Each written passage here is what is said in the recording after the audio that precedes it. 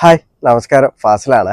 ഞാൻ പറയാൻ പോകുന്നത് എന്താ വെച്ചാൽ നമ്മൾ ദീർഘകാല വിളകളെ കിട്ടുന്ന ഫ്രൂട്ട്സ് പ്ലാന്റുകളൊക്കെ നമ്മൾ വീട്ടിൽ നടുമ്പോൾ ശ്രദ്ധിക്കേണ്ട കുറച്ച് കാര്യങ്ങളാണ് കേട്ടോ. നമ്മൾ ഡ്രമ്മിലോ വലിയ ഗ്രോ ബാഗിലോ ഒക്കെ ആണ് നടുന്നതെന്നുണ്ടെങ്കിൽ കുഴപ്പമില്ല, കാരണം നമ്മളെ സൗകര്യത്തിനനുസരിച്ച് നമുക്ക് എടുത്ത് മാറ്റി വെക്കാൻ വേണ്ടി പറ്റും. അല്ലാതെ നമ്മൾ മണ്ണിലൊക്കെയാണ് പ്ലാന്റ് നടുന്നതെന്നുണ്ടെങ്കിൽ നമ്മൾ കുറച്ചൊന്ന് മുൻകൂട്ടി ചിന്തിക്കുക. വെച്ചാൽ ഭാവിയിൽ നമ്മളെ വീട്ടിൽ എന്തെങ്കിലും വികസനങ്ങൾ വരാനുണ്ടോ, വീട് പൊളിക്കാനുണ്ടോ, അല്ലെങ്കിൽ അതിരുകൾ മാറ്റി കെട്ടാനുണ്ടോ. അപ്പൊ അങ്ങനത്തെ കാര്യങ്ങൾ ചിന്തിച്ചിട്ട് വേണം ഇതേപോലെ പ്ലാന്റുകൾ നടാൻ വേണ്ടിയിട്ട്. കാരണം എന്താ വെച്ചാൽ ഇപ്പോൾ കുറച്ച് വർഷം ഒരുപാട് ആൾക്കാരുണ്ട് നല്ല രീതിയിൽ വില കൊടുത്തിട്ട് ഫ്രൂട്ട്സ് പ്ലാന്റുകളൊക്കെ വെച്ച് അതൊരു കായ്ഫലം ആവുന്ന ഒരു 4-5 വർഷം കഴിയുമ്പോഴാണ് വീട്ടിൽ കാറ് വാങ്ങുന്നത്. അപ്പൊ ഗേറ്റ് വീതി കൂട്ടാൻ വേണ്ടിയിട്ട് ആ മരം വെട്ടി മുറിക്കുന്നൊക്കെ ഗതികൾ വരുന്നുണ്ട്. അതുപോലെ തന്നെ വീട് പൊളിച്ചു പണിയുമ്പോഴൊക്കെ അത് മരങ്ങൾ വെട്ടി മുറിക്കേണ്ട ഗതികൾ വരുന്നുണ്ട്. അപ്പൊ നമ്മള് ഫ്രൂട്ട്സ് പ്ലാന്റുകൾ നമ്മൾ വീട്ടിൽ നടുന്ന ടൈമിൽ നമ്മൾ ഈ ഒരു കാര്യങ്ങൾ മണ്ണിലാണ് നടുന്നതെന്നുണ്ടെങ്കിൽ ഈ ഒരു കാര്യം പ്രത്യേകം ശ്രദ്ധിക്കുക.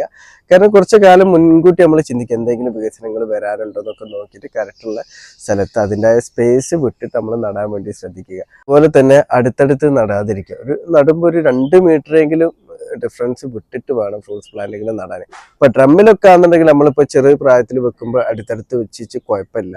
പക്ഷേ നമ്മൾ മണ്ണിലാണ് നടുന്നതെന്നുണ്ടെങ്കിൽ അത്യാവശ്യം 2 മീറ്ററെങ്കിലും വിട്ടിട്ട് വേണം നമ്മൾ മറ്റു പ്ലാന്റുകൾ നടാൻ. കാരണം ഇത് വളർന്ന് പന്തലിച്ച് കഴിഞ്ഞാൽ ഇതിന് വളരാൻ കഴിയാതെ വരുമ്പോൾ പിന്നെ നമ്മൾ തന്നെ ഇത് വെട്ടി മുറിക്കേണ്ട ഒരു ഗതിയിലേക്ക് വരും. അപ്പോൾ ഈ കാര്യങ്ങളൊക്കെ എല്ലാവരും ഒന്ന് ശ്രദ്ധിക്കും.